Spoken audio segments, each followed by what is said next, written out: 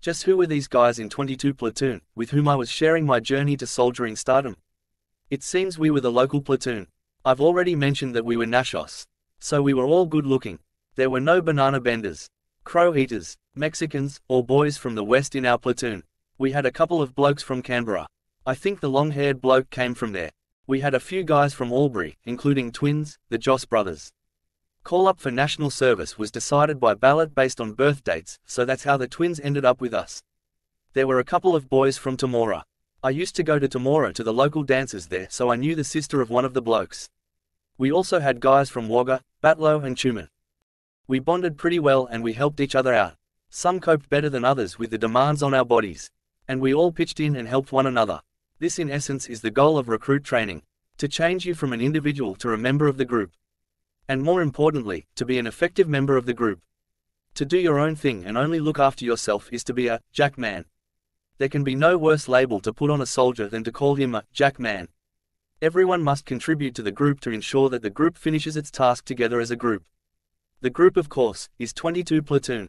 The PTIs, physical training instructors, took us for PT every day. They were extremely fit and looked immaculate in their short shorts and tight singlets so we could all see their rippling muscles. By contrast, we were all skinny. Bloody crayfish. Crayfish? Yeah, body okay, head full of shit. We never called them crayfish to their faces though. We had more sense than that. We often did circuit training where a number of activities were conducted until the word change was given and we would rotate to the next activity. One activity was a simple somersault.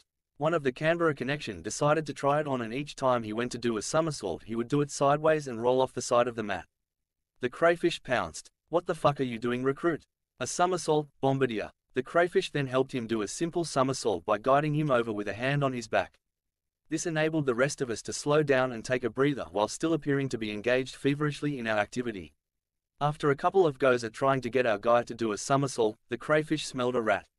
Righto, stop bludging and let's get into it, men. Bash those bodies. And you, sunshine, if you can't do a somersault, get down and give me 10. So every time he came around to the somersault mat, he'd spear off to the side, get up, do 10 push-ups and move on. Much to our amusement and delight, although we couldn't show it. He was a heat seeker, taking the flak from the PTI so the rest of us would be left alone. The worst part about PT was getting changed back into our uniform at the end of each session. We had 2 minutes to do this, and I hated it every time. Although it is surprising how quickly you can do it.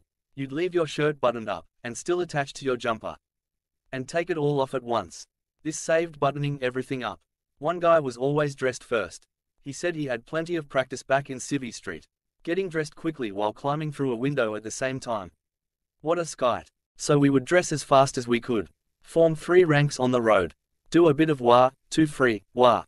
March quickly to our next period of instruction. And wait. Hurry up. And wait. There is another army saying, great coats on, great coats off. This happens when there is a change of plans and nobody was warned out. Particularly when a decision has just been made to change something at the last minute. So the NCOs have to adopt an attitude. They can't go around spitting the dummy each time there is an unscheduled change. You know, standing with their hands on their hips, listening to an officer tell them how the 20-minute march up to this location was in vain. And the platoon is now required 2 kilometers away, 10 minutes ago. They could grab their hat and throw it on the ground, and jump up and down on it, to show their displeasure, or they could simply come back over to the platoon and say, righto men, fucking great coats on, fucking great coats off, we are going over there. 22 Platoon, quick march, F, right, F, right, F, right, F, right, F. There would be no stamping of the feet this time, feigning being out of step. The NCO was pissed off enough. We knew when to behave ourselves.